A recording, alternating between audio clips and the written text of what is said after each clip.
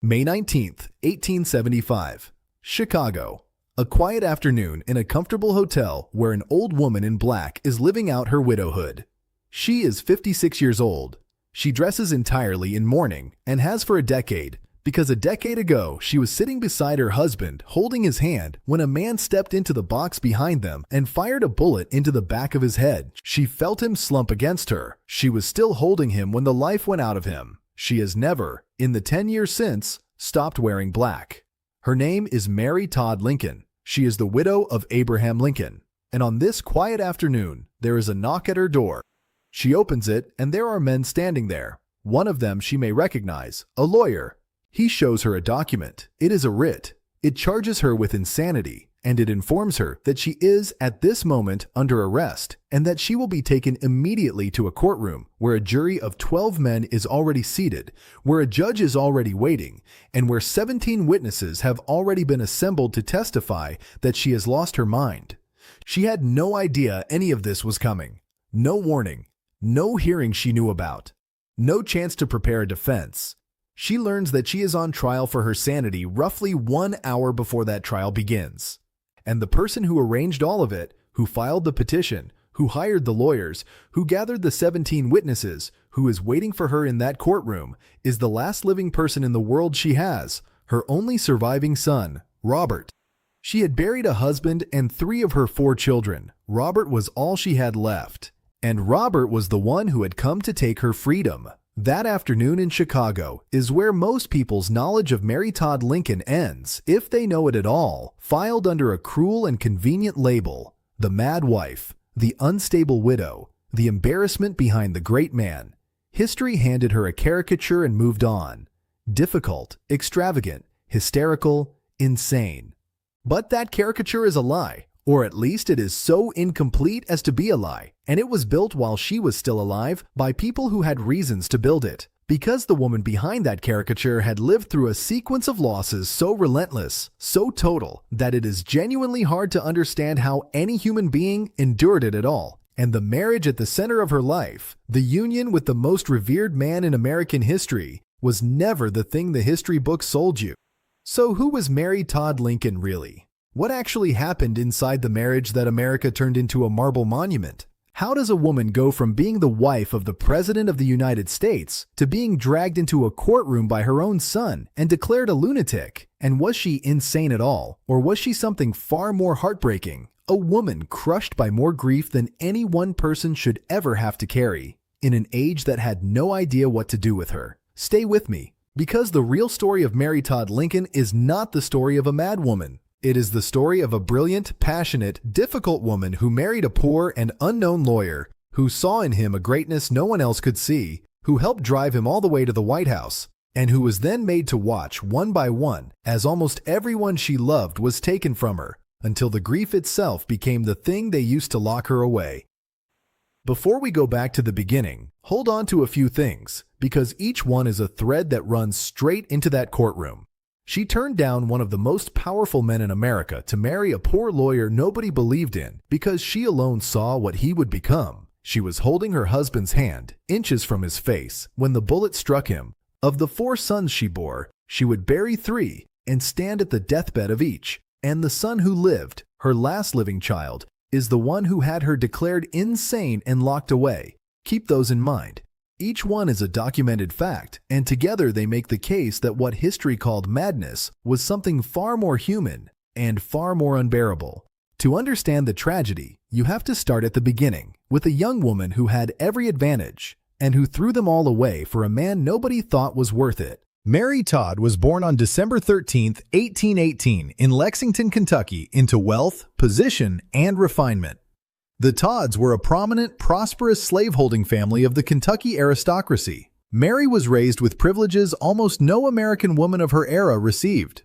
She was formally educated far beyond the norm, fluent in French, trained in literature, history, and the social graces of the Southern elite.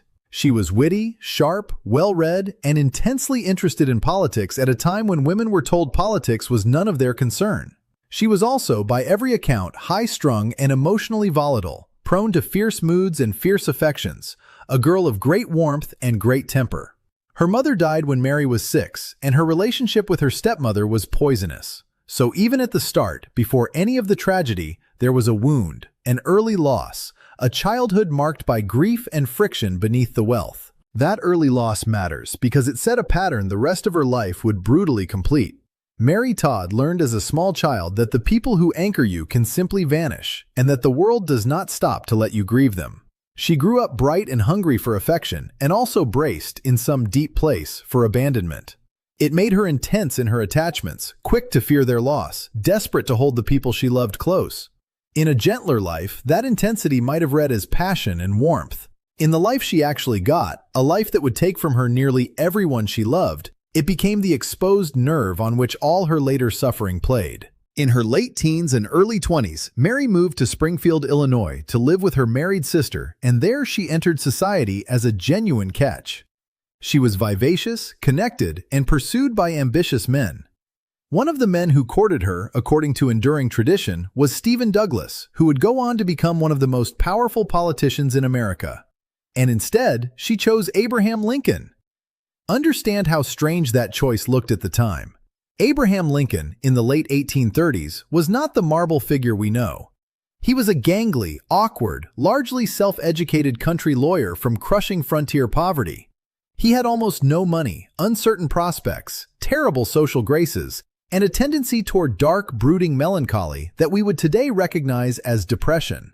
He was the opposite of everything a Todd daughter was supposed to marry. Her family disapproved. The match made little sense on paper. He was poor, she was rich. He was lowborn, she was aristocracy. He was awkward, she was polished. But Mary saw something. This is the part the caricature erases entirely, and it is the most important thing about her. Mary Todd looked at this poor, strange, melancholy lawyer and saw greatness. She believed, genuinely and early, that Abraham Lincoln was destined for something enormous. She is said to have declared that she meant to marry a man who would become president, and then she went and chose the least likely president material in Springfield, and she was right. Their courtship was famously turbulent. They were engaged, and then the engagement broke off, a rupture that sent Lincoln into one of the deepest depressive episodes of his life. And then, against the odds and against her family's wishes, they came back together, and on November 4th, 1842, Mary Todd married Abraham Lincoln. There is a detail from that wedding that has always haunted me. On the day they married, Lincoln, asked where he was going in such a hurry to dress, is said to have answered, "To hell, I suppose." Whether he truly said it or not, the melancholy behind it was real, and it captures the strange truth of this union from its very first day. This was not a fairy tale. It was two difficult, wounded, extraordinary people binding their lives together, each carrying a darkness the other would have to learn to live beside. That they made something real and lasting out of it, across 2 decades and 4 children and the presidency itself, is more impressive than any fairy tale, precisely because it was so hard-won. She had thrown away the safe, wealthy, socially appropriate life she was raised for, and bet everything on a difficult man and a wild belief in his future. Now, here is where the honest story has to hold two things at once, because the marriage of Abraham and Mary Lincoln was neither the serene partnership of legend nor the miserable hell that later gossip painted. It was both harder and more real than either version. They loved each other. That much comes through clearly in the record. In his tenderness toward her, in her fierce devotion to him, in the private nicknames and the genuine intimacy. But they were also two difficult people, and the marriage had real friction, and a great deal of that friction came from the collision of their temperaments and from the sheer weight of what they were about to endure. Mary was volatile, socially ambitious, quick to anger and quick to affection. A woman of intense needs in an era that gave women almost no outlet for their intelligence or their drive. Lincoln was moody, distant, absorbed in his work and his own melancholy. A man who could disappear inside himself for days. She wanted attention and reassurance he was not always able to give. He needed quiet and space her temperament did not always allow. There were scenes. There were tempers. Servants and neighbors gossiped about Mrs. Lincoln's outbursts. But look past the gossip at what she actually did, because this is the part that matters. Mary Lincoln was, in the truest sense, Abraham Lincoln's political partner. She was one of the very few people who shared and fed his towering ambition. She understood politics. She read the papers, tracked the players, discussed strategy with him, pushed him forward when his own melancholy might have let him drift. In an age when a wife was supposed to be a decoration, Mary Lincoln was an engine. She helped drive him. The greatness she had seen in him at the start, she spent 2 decades helping to build, and they built a family too. 4 sons. Robert, born in 1843, Edward, called Eddie, born in 1846, William, called Willie, born in 1850, and Thomas, called Tad, born in 1853. 4 boys. Hold on to them, because the story of Mary Todd Lincoln is, more than anything else, the story of what happens to a mother who has to bury 3 of them. The first blow came early, before the fame, before the White House, before any of it. In 1850, their second son, Eddie, died. He was not quite 4 years old, taken by what was likely tuberculosis after a long illness. Mary was shattered. She had watched her little boy waste away, and she grieved him with an intensity that alarmed the people around her. This was the first of the deaths. It would not be the last, and each one would land on a woman already broken by the ones before. But the family went on, and Lincoln's star rose, and in 1860, against every expectation that a poor Springfield lawyer could ever reach so high, Abraham Lincoln was elected President of the United States. The bet Mary had made in 1842 had paid off beyond anyone's imagining. Her strange, melancholy, low-born husband was the most powerful man in the country. And Mary Todd Lincoln became First Lady of the United States, and the country turned on her almost immediately. Understand the impossible position she walked into. The country was tearing itself apart. The Civil War began weeks into her husband's presidency, and Mary Lincoln, First Lady of the Union, was a Kentucky-born woman from a slaveholding family, with brothers and half-brothers who fought and died for the Confederacy. To the north, she was suspect, possibly a traitor, a Southern sympathizer sleeping in the White House. To the south, she was a traitor of the opposite kind, a Todd who had sided with the enemy. She belonged nowhere. She was attacked from every direction at once. And then there was the money. Mary, raised in luxury and desperate to make the shabby, run-down White House worthy of the Union she was defending, spent enormous sums redecorating it and on her own wardrobe. In the middle of a war, with soldiers dying and the nation bleeding, the newspapers savaged her for extravagance. She was portrayed as a vain, frivolous woman fiddling while the country burned. Some of the criticism was fair.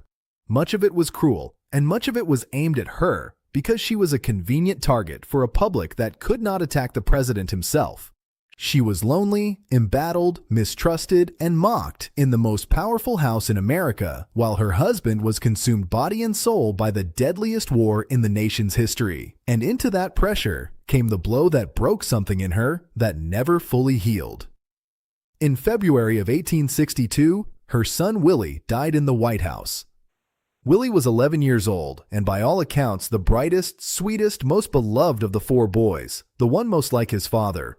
He fell ill, probably with typhoid fever from the contaminated water supply of wartime Washington, and over weeks he faded, and then he was gone, upstairs in the White House, while his father tried to run a war, and his mother sat by the bed and watched her favorite child die. The death of Willie destroyed Mary Lincoln in a way the earlier loss of Eddie had only foreshadowed. Her grief was so total, so uncontrolled, so prolonged that it frightened everyone around her. She took to her bed. She could not attend the funeral. She could not enter the room where he had died or the room where he had been embalmed ever again. For weeks she was incapacitated by weeping. Lincoln, himself gutted by the loss but forced to function, is said to have gently warned her that she had to master her grief or risk losing her mind, and reportedly pointed out a window toward an asylum in the distance as a warning of where uncontrolled grief could lead. Sit with the terrible foreshadowing in that moment. 13 years before her son Robert would commit her to an asylum, her husband was already pointing at one, telling her that her grief could take her there. And consider what that grief actually was, stripped of the era's judgment. Mary Lincoln had done nothing wrong. She had loved a child, and the child had died in her arms over weeks of helpless watching, in a house she could not leave, in the middle of a war that had already made her the most hated woman in the country. There was no counselor to sit with her, no medicine for the depression that swallowed her, no framework anywhere in her world that would have told her that a mother shattered by the death of her favorite child was not defective, but human. There was only the expectation that she pull herself together, and the whispering when she could not. She was utterly alone inside the largest grief of her life so far, and the largest was still ahead of her. And here is where we have to talk honestly about the thing the caricature calls madness, because this is the heart of the whole story. Mary Lincoln, in her desperation to reach her dead son, turned to spiritualism. She invited mediums into the White House. She held seances, attempting to contact Willie beyond the grave. She believed, or desperately wanted to believe, that she could feel his presence, that he came to her. Now, to modern ears, seances in the White House sound like proof of a disordered mind, but you have to understand the era. Spiritualism, the belief that the living could communicate with the dead, was an enormous popular movement in 19th century America, especially during and after the Civil War, when hundreds of thousands of families were burying sons and husbands and searching desperately for some contact beyond death. Mary Lincoln was not uniquely deranged for attending seances. She was one of a vast number of grieving Americans doing exactly the same thing. Her grief was extreme, but her method of coping with it was, in that moment, almost mainstream. That is the pattern you have to watch for in the whole rest of her story. Again and again, behavior that gets labeled as insanity turns out, on closer inspection, to be grief. Extreme grief, unmanaged grief, grief in an era with no therapists, no understanding of trauma, no language for depression or post-traumatic stress, no help of any kind for a woman who had watched her child die. She was drowning, and the age handed her nothing but judgment, and the losses were not finished. They were, in fact, about to reach their unbearable climax. On April 14, 1865, 5 days after the Confederate surrender that ended the war her husband had won, Mary Lincoln sat beside Abraham in a box at Ford's Theater. They were, by the accounts of that evening, tender with each other, almost happy, the weight of the war finally lifting. She was holding his hand. She had leaned in close to him, and at that moment, John Wilkes Booth stepped into the box and fired a single shot into the back of the president's head. Mary was inches away. She was, quite literally, holding him when the bullet struck. She screamed. She held his shattered head. She was there in the small room across the street where they carried him, listening to him breathe his last through the night, and she was there in the morning when he died. She witnessed her husband's murder. She was touching him when it happened. Whatever else you believe about Mary Todd Lincoln, begin every judgment of her later life from that fact. She saw the person she loved most in the world, the man she had bet everything on and helped raise to greatness, murdered beside her, his blood on her hands and her dress. She was so shattered that she could not function. She remained in the White House for weeks afterward, unable to leave, prostrate with a grief that had now compounded upon the grief of Eddie and the grief of Willie into something almost beyond comprehension. When she finally left, she left in a condition from which she would never fully recover. And notice what the country gave her in that moment, because it tells you everything about the trap she was in. A widow of an assassinated president in our era would be met with an outpouring of national tenderness, with support and sympathy and care. Mary Lincoln was met with suspicion and resentment. Even in her devastation, the old hostilities clung to her, the whispers about her spending, her temper, her Southern blood. She had to fight, humiliatingly, for a widow's pension from a Congress that dragged its feet. She was the grieving widow of the martyred savior of the Union, and her own country could not bring itself to simply be kind to her. She had given it her husband and, in a sense, her sons, and it gave her back scorn. She was a widow now, and a peculiarly exposed one. She had money worries that became obsessive, a terror of poverty that coexisted, strangely, with compulsive spending, a contradiction that her critics seized on as proof of madness, but which reads, to anyone who has watched grief and anxiety warp a person, as the behavior of a deeply traumatized woman who could no longer regulate her own fears.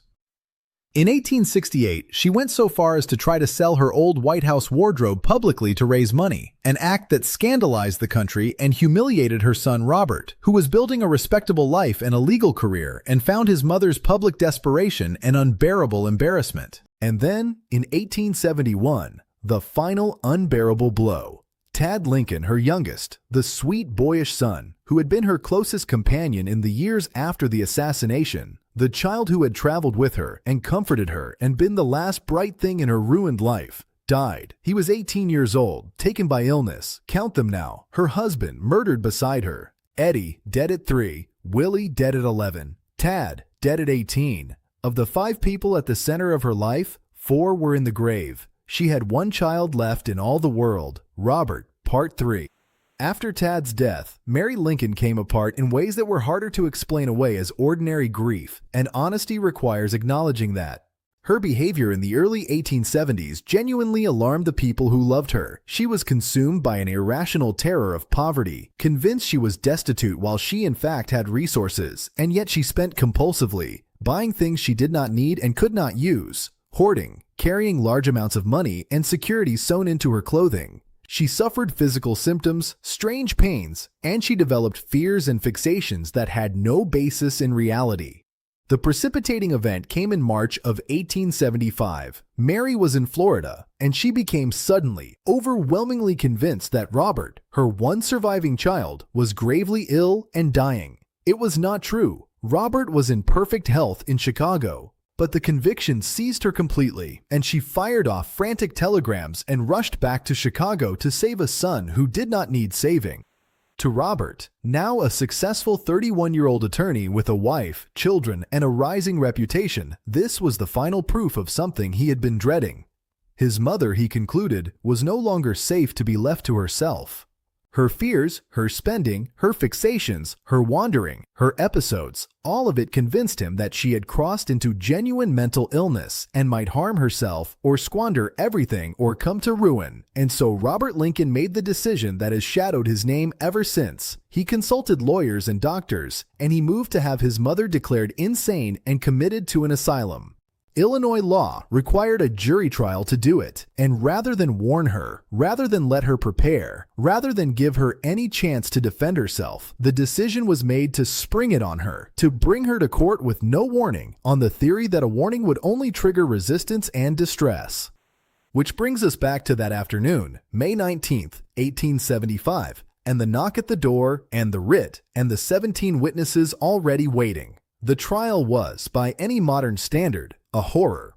Mary Lincoln learned she was on trial roughly an hour before it began. She had no counsel of her own choosing prepared to defend her.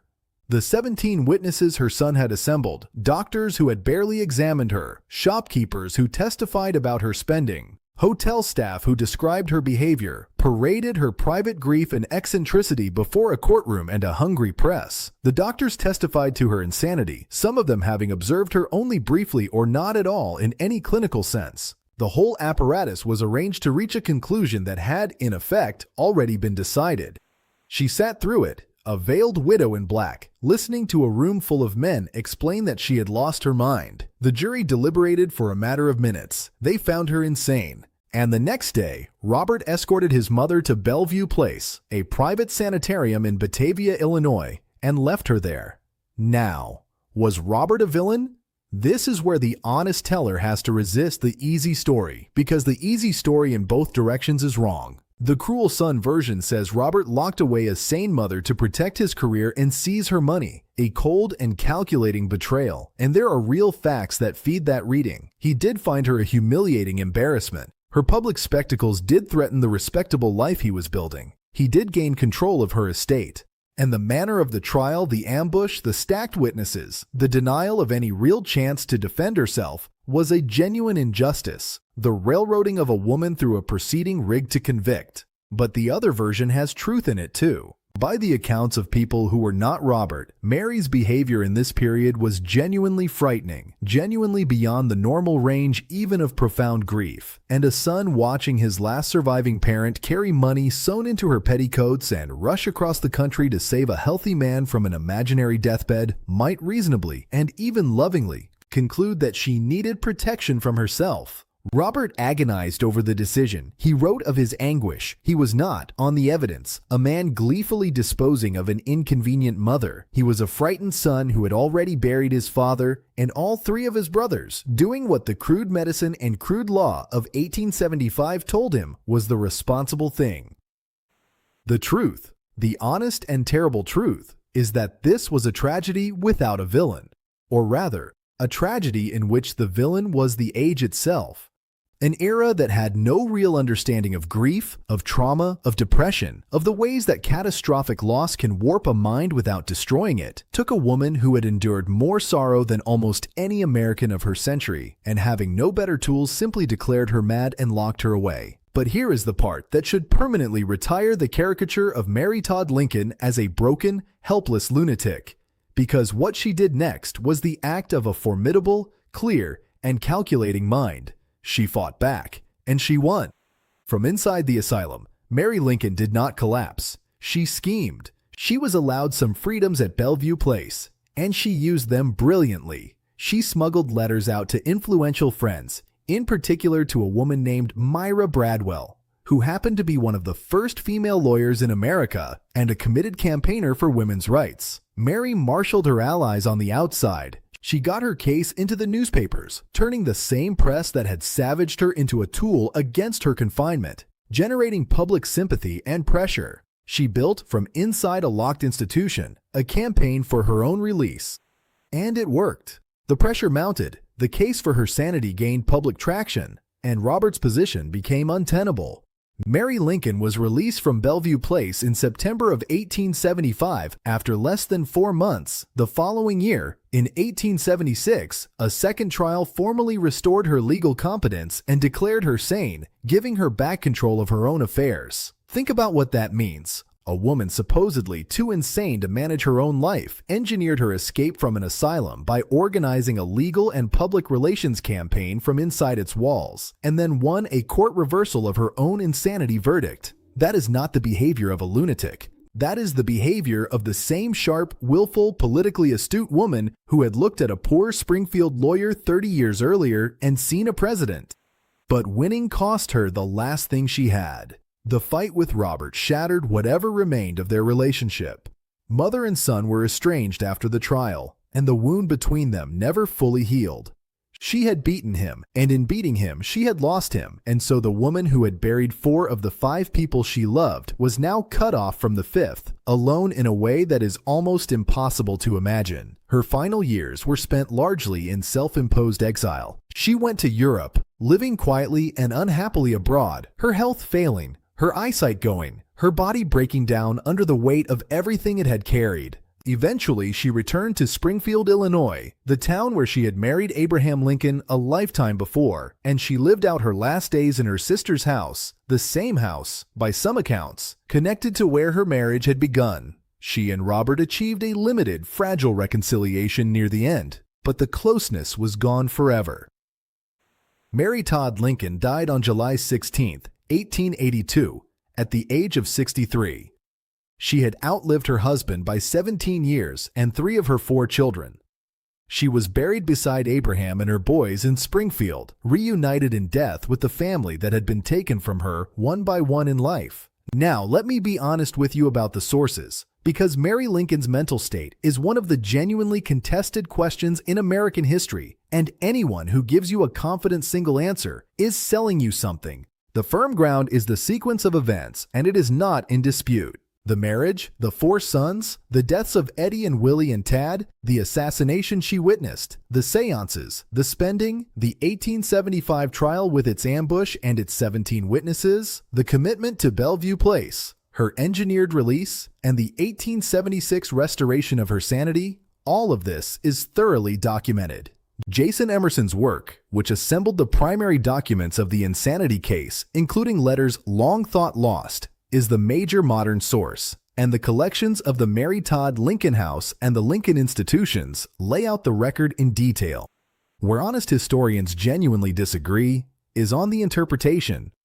Was Mary Lincoln mentally ill in a way we would today recognize as a diagnosable condition, or was she a profoundly traumatized and grief-stricken woman whose entirely understandable reactions were pathologized by a crude age and a frightened son? The evidence genuinely supports a middle reading. She very likely did suffer real psychological illness, depression certainly, quite possibly more, worsened by physical ailments and by grief upon grief upon grief. And she was also genuinely wronged, railroaded through an unjust proceeding, and was clearly not so incapacitated that she could not organize her own liberation. Both things are true. She was ill, and she was wronged, and the two facts do not cancel each other out. What is not true, what was never true, is the flat caricature, the mad wife, the hysterical embarrassment behind the great man. That version was built partly by a hostile press during her lifetime, and partly by a culture that found it easier to dismiss her than to reckon with what had actually been done to her. So go back, one final time, to that afternoon in Chicago, and the knock at the door, and the veiled woman in black who learned an hour beforehand that she was on trial for her mind. For 150 years, that scene has been used to prove she was crazy. Look at it again with everything you now know, and it proves something else entirely. It shows a woman who had given up wealth and status for love, who had helped make a president out of a poor country lawyer, who had then been forced to watch that husband murdered at her side and to bury 3 of her 4 children, and who was rewarded for surviving all of it by being ambushed in her own home and dragged before a jury by the one child she had left. Mary Todd Lincoln's marriage was never the union history sold you. It was not the serene partnership of the monument, and it was not the miserable hell of the gossip. It was a real, difficult, passionate, loving, ambitious marriage between 2 complicated people. And it was the single greatest achievement of her life, and it became the source of her deepest devastation, because to love Abraham Lincoln, that completely was to be destroyed by his loss. They called her mad.